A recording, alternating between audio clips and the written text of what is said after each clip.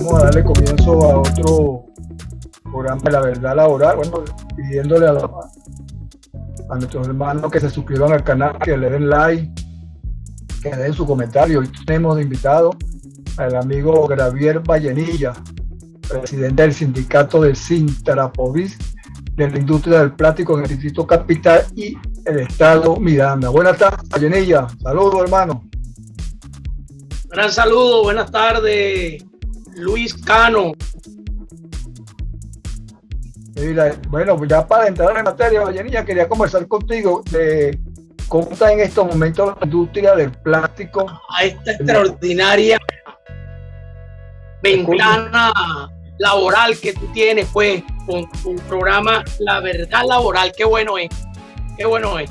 Bueno, gracias a ti, hermano. Sin ustedes es imposible este programa. Ustedes son los que le dan vida a este programa con sus experiencias a través del movimiento sindical.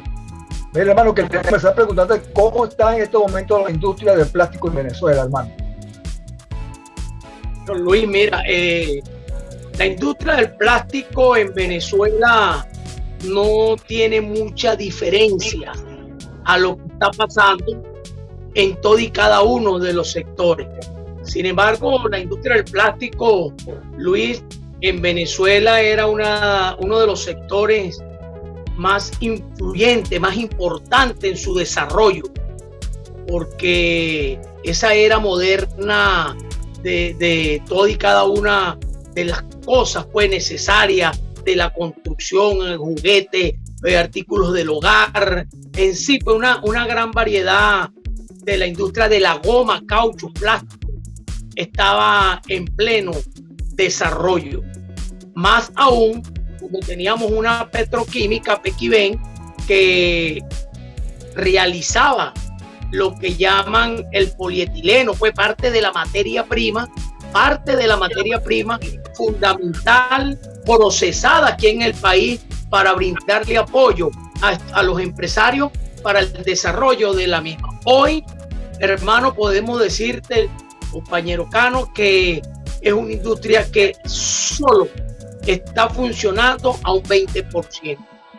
Aquellas empresas extraordinarias y buenas que tenían inclusive la capacidad hasta de 400, 500 trabajadores, muchas de ellas ya lo que quedan es medio cuidando las cosas pues de la empresa. Y las que de una u otra manera están trabajando tienen pues, como ya te decía, un 30% o un 20% de funcionamiento.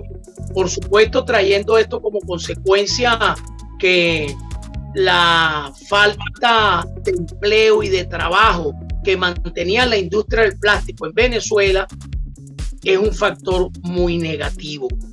De hecho, puedo argumentar que este era uno de los sectores, sobre todo para el Distrito Capital y el estado Miranda, era uno de los sectores que por la vía del contrato colectivo se establecía aquel famoso, Luis, decreto 440, que era un solo contrato colectivo por rama de industria.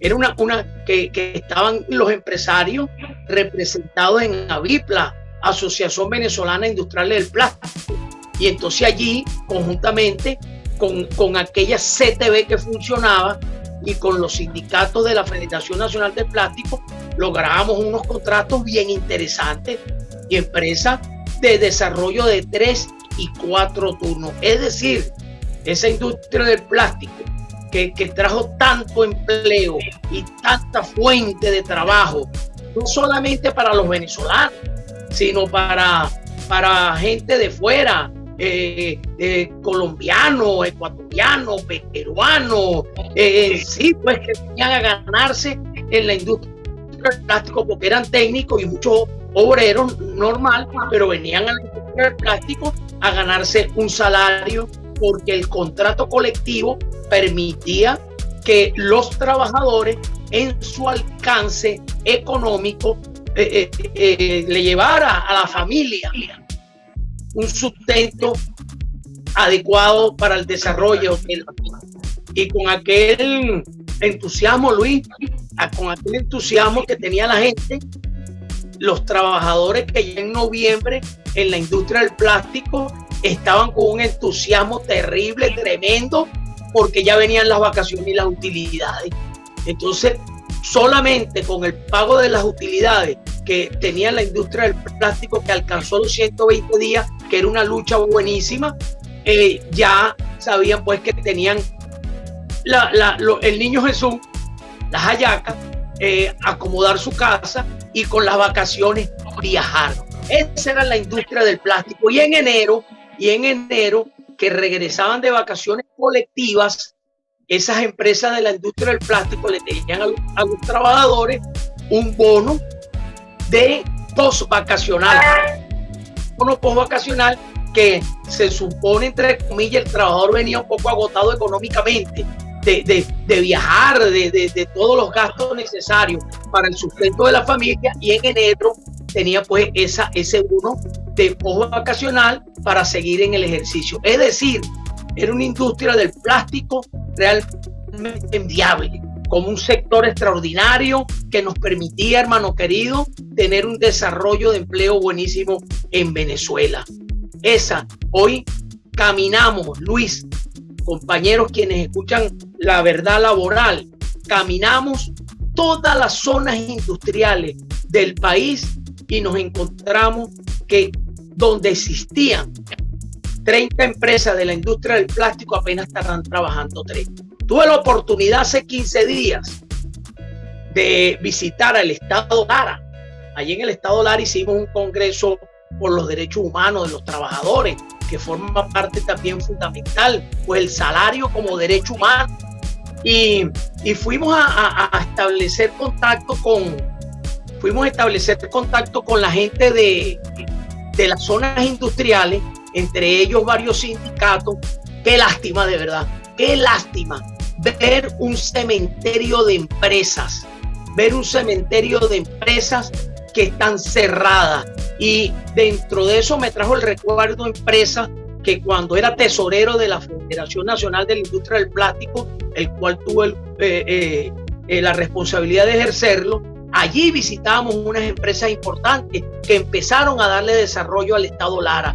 Hoy esos galpones completamente desvalijados y destruidos. Esa es la verdad de la industria del plástico, Luis.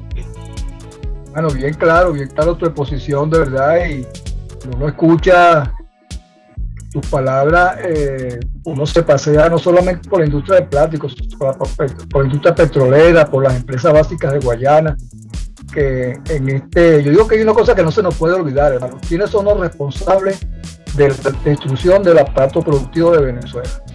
Bueno, son las mismas personas que tienen 22 años gobernándolo y que con sus políticas erradas, bueno, han causado este desastre, ¿no? Han convertido, como tú lo decías bien dicho, han convertido en un cementerio, hermano, la empresa privada de la industria, no solamente de plásticos, sino la del petróleo y las empresas básicas de Guayana. También te quería preguntar, ¿qué opinas tú, hermano, de este famoso aumento? No sé si es medio petro o si son $30. O sea, ¿con qué se come eso, hermano?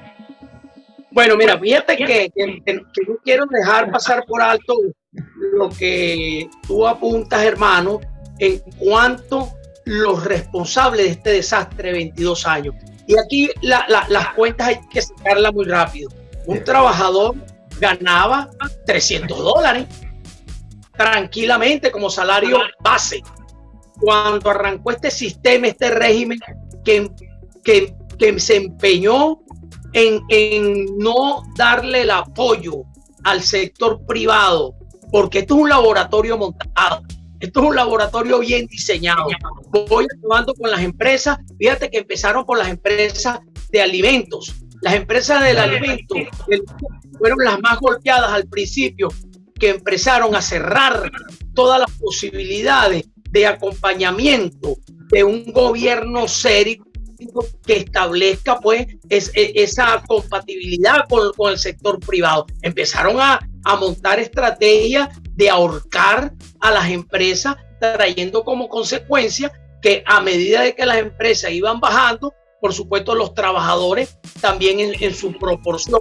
Hoy nos encontramos, como tú bien lo estás diciendo, de esos $300, $400 mensual que se ganaba en Venezuela, ahora hasta ahorita ganando $2 y ahora no sabemos definir qué medio petro es, no sé hasta dónde.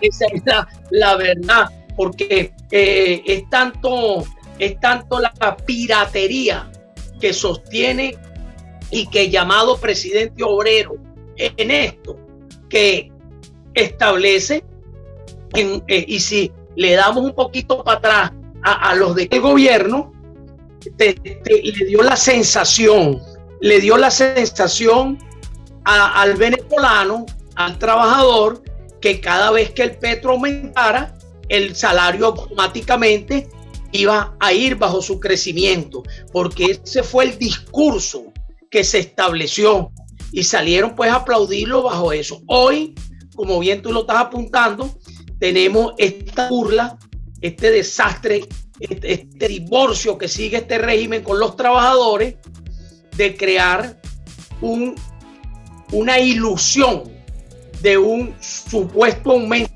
salarial, que ya todos sabemos el resultado, ¿entiendes? Y eso, cuando inclusive la Gaceta, hermano, no te habla de ese crecimiento al petro.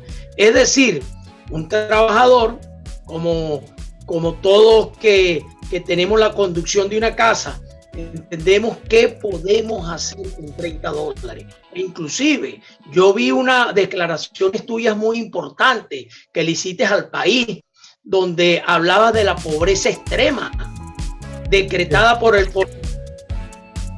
Banco Interamericano Mundial, donde se hablaba de 1,91, ¿es correcto? 1,98 de dólar. 1,90 diario. Así es. Ese trabajo está declarado en pobreza extrema. ¿Qué categoría podemos tener entonces en Venezuela cuando todavía el salario está en $2? Porque empezó esto a partir del 15, es decir, nadie ha recibido nada. Entonces, ¿qué calificativo o qué título le podemos colocar nosotros a menos de $1 diario? Entonces, es una crisis realmente fuerte, y por eso yo al principio, cuando te hablaba de Lara, nosotros estamos dándole una vuelta al país, tratando de reunirnos con las fuerzas sindicales, indistintamente sin color político, partidista, nada de eso, gremios, sindicatos, intercambiando ideas, hermano, para poder sacar las conclusiones y tener la claridad de que el salario es un patrimonio familiar, y que el salario, con esta destrucción que tiene, es una violación permanente y constante del régimen o del gobierno a los derechos del trabajador. Es decir, hermano, por donde uno pueda establecer esta cuestión, estamos de verdad sometidos a una circunstancia alimenticia, de salud, de riesgo, del todo bien delicada. Y eso sin tomar y te puedo, para recuperar el tema inicial de la industria del plástico y del sector privado, porque todas están así, aunque el trabajador, los pocos de la industria privada, a través de sus organizaciones sindicales, tienen acuerdos superiores en cuanto a bonos y salarios al mes. Con todo eso, que hay trabajadores que ahorita están cerca de $100, otros en 120, $150 mensuales, y otras reivindicaciones. Sin embargo, no hay posibilidades que ese trabajador pueda alcanzar el valor a la cesta básica, que anda sobando los $500 al mes por manera sencilla. ¿Qué puede entonces dejar de pensar? ¿Qué necesidad tan grande tienen que estar pasando y pasan los jubilados y pensionados? La lucha que ustedes vienen estableciendo, que no respetan el artículo 80 de la Constitución, no respetan el 91, aquí no se respeta nada. Entonces, esto es una crisis por completa, crisis que seguirá a medida de que las industrias y el salario siga bajo esta destrucción, porque hablaron de tocar parte del salario ahora que todos conocemos esta burla que se decretó. Pero vamos a los automercados para que podamos comprobar que los productos volvieron a adquirir un valor mayor. Sí. Es decir, estamos ahogados. Trae esto como consecuencia que seguirán los profesionales, los técnicos, los trabajadores normales, bien sea privados y públicos, saliendo del país con esa diáspora que tenemos para buscar salario en otras naciones más pobres que Venezuela, pero buscando salarios de mayor alcance para medio subsistir. Vemos un Ecuador con $425, Perú rondando los 300 y tanto, y así sucesivamente, ¿no? Ya de hecho, hasta Haití y Cuba pasó a Venezuela en el valor adquisitivo salarial. De manera que esta crisis que cada día estamos viendo, esta situación de hambre que tiene el pueblo venezolano y sobre todo ese asalariado, es preocupante y triste en una nación petrolera y de empuje, que teníamos las empresas más tecnificadas y más importantes de esta parte, sobre todo en Sudamérica, y eso a veces no lo valorábamos ni lo sabíamos, que Venezuela tenía una productividad con una tecnología buenísima, y eso pues alcanzaba que el trabajador, o llevaba como consecuencia que el trabajador que se ganaba su buen salario en las empresas consumía, iba y compraba en los automercados, en la bodeguita, en donde podía tener la posibilidad de adquirir alimentos de primera calidad, alimentos de orden excelente. Y eso, Luis, estamos hablando del aspecto de lo que es la alimentación. Pero ¿dónde dejamos la salud? Donde el país está en tantas enfermedades. No tiene el COVID, tiene la gripe, que no le da el problema estomacal, que no puede administrarse la cuestión de la diabetes, la tensión. Dígame, esos pacientes renales. Entonces, cuando tú ya ves que te manda el médico una cajita de Ateamel y te cuesta 20 bolívares. Sí. Dime, nos van a decir, Luis, que eso no forma parte de los derechos humanos, que eso realmente no forma parte de esa violación constante que se le está haciendo al trabajador. Pero insisto en algo, hay quienes coinciden, pero insisto en algo, hermano. Muchos a veces he escuchado que dicen, lo que pasa es que este es un presidente obrero que no sabe lo que hace. Yo le digo, ojo, sí saben lo que hacen. Sí saben lo que hacen. Porque es un sistema que quiere tener al pueblo venezolano arrodillado, dependiente o dependiendo exclusivamente de la caja del CLAT. Y vemos cómo el mundo está enterado del gran negocio que tenían con esas bolsas CLA o cajas CLA de alimentación que tienen. Entonces, eso precisamente orquestado a que el pueblo venezolano esté solamente aplaudiendo y dependiendo con la alegría cuando llega la caja CLA, cuando eso no es la tesis ni es la profundidad y la formación que tenían y que tenemos y que tiene el pueblo venezolano, trabajar, ganarse su salario para de allí poder tener el sustento claro de su familia. Bueno, hermano Vallenilla, hemos llegado al final, el tiempo pasa volando por aquí por la televisión.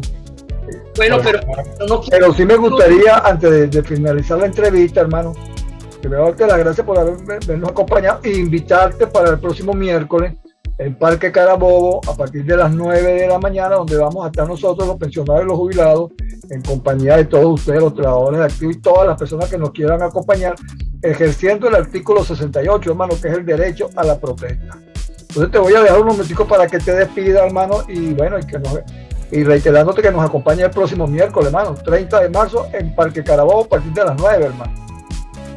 Con todo gusto estaremos dándole el apoyo y la fuerza a nivel nacional con nuestros equipos sindicales de diversos sectores. Estaremos convocando, apoyando esa justa causa que tienen ustedes, ese sector que le han dado todo al país. Ahí vamos a estar en Parque Carabobo y no solamente le estamos diciendo a la clase trabajadora, a la sociedad civil, porque al final de cuentas, vuelvo a decir, el salario es un patrimonio familiar. No quiero pues más sino darte las gracias, Luis Chino Cano, de darte así es, hermano, por este extraordinario programa La Verdad Laboral. Y tenemos una cantidad de dirigentes sindicales a nivel nacional, Luis, que han dicho, queremos participar en ese programa del compañero Luis Cano porque por lo menos tienes una gran visión que permite que el trabajador, que el dirigente sindical establezca con profundidad y con claridad cuál es la situación. Vamos juntos, pues, este 30, Luis, a dar la fuerza necesaria a esa gran actividad, hermano. Dale, hermano, un abrazo a Yanille, gracias, hermano.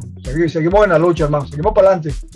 Y el programa está a la orden, hermano. Estamos a la orden en el programa, a veces que podamos hacer, incluso estamos empeñados en traer dirigentes de las regiones, porque tú lo acabas de decir, tenemos muchos compañeros dirigentes sindicales a nivel nacional que por motivos de comunicación nadie los conoce y son gente muy valiosa que está haciendo su trabajo a nivel nacional, y la idea es eso, seguirlo trayendo y seguirlo entrevistando para conocer las diferentes posiciones e ideas de los trabajadores, que al final es una sola, hermano, la reivindicación de nuestro salario. Yo lo reduzco en una cosa: salarios, pensiones y jubilaciones dignas, hermano, como está establecido en el artículo 91. Más claro no canta un gallo, hermano. Entonces, bueno, un abrazo, hermano. Sí, hermano. Un abrazo y seguimos en contacto, hermanito. Niño para ustedes.